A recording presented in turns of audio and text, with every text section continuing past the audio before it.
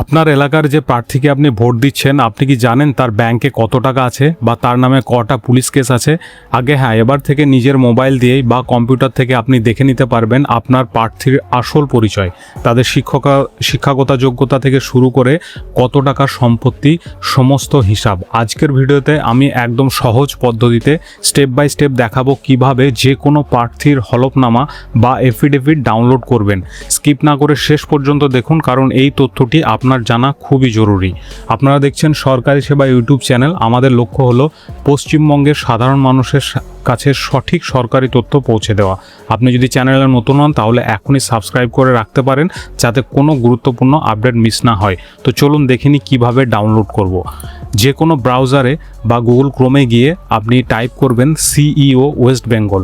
এটা লিখে টাইপ করলে এরকম একটা সাইট, আপনার প্রথম যে সাইটটা পাবেন অর্থাৎ ceo.wb.gov.in, এই সাইটটা ওপেন করবেন। এটা লিঙ্ক আমি ডেসক্রিপশনে দিয়ে দেবো। এটা ওপেন করলে ঠিক এরকম একটা ইন্টারফেস দেখতে পাবেন। সিইও ওয়েস্ট বেঙ্গল এটা অফিসিয়াল সাইট। এখানে দেখুন ওপরে একটা মেনু বার রয়েছে, সেই মেনু বারের লাস্টে দেখুন আছে ক্যান্ডিডেটস বলে। এখানে ক্লিক করলে বা এখানে মাউসটা নিয়ে গেলে লিঙ্ক টু ক্যান্ডিডেট এফিডেভিটস, এটাতে ক্লিক করলে ঠিক এরকম একটা ইন্টারফেস দেখতে পাবেন। এখানে দেখুন ওপরে সিলেক্ট করাই আছে আপনার ইলেকশন, এবং এখানে আপনি শুধুমাত্র স্টেটটা সিলেক্ট করে নেবেন ওয়েস্ট বেঙ্গল, এবং আপনার ইলেকশন যে ফেজে হচ্ছে 23 তারিখে হলে 1 নম্বর সিলেক্ট করবেন, এবং ফেজ সিলেক্ট করার পর পাশে আপনার যে বিধানসভা ক্ষেত্র, সেই বিধানসভা ক্ষেত্রটা এখানে আপনি সিলেক্ট করে নেবেন এবং ফিল্টার করবেন। ফিল্টার করলে আপনার বিধানসভার অন্তর্গত সমস্ত ক্যান্ডিডেটের লিস্ট আপনার নিচে দিয়ে দেওয়া হবে।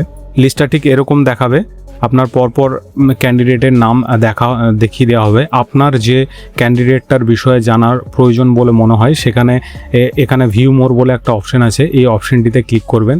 এটাতে ক্লিক করলে আপনার ঠিক এরকম ইন্টারফেস দেখাবে। ক্যান্ডিডেটের ডিটেলস এখানে দিয়ে দেওয়া হবে, পার্টির নাম, ওনার নাম, কোন আপনার বিধানসভা ক্ষেত্র থেকে তিনি প্রতিদ্বন্দ্বী করছেন তার নাম, স্টেট, এবং অ্যাপ্লিকেশন আপলোডের অর্থাৎ উনি নমিনেশন ফাইল করেছিলেন যেদিন, সেই দিনের ডেট এবং কারেন্ট স্ট্যাটাস, অর্থাৎ ওনার নমিনেশনটা এখানে অ্যাকসেপ্ট হয়েছে, তার জন্য এখানে অ্যাকসেপ্টেড দেখাচ্ছে।